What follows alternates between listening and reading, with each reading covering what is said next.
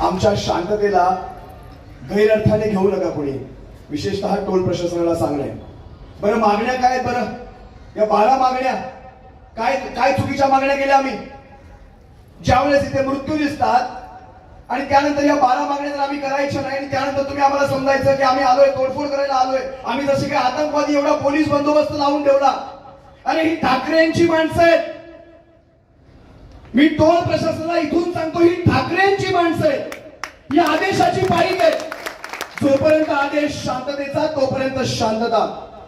ज्या दिवशी आदेश आला ना मग आम्ही काहीच पाहत नाही.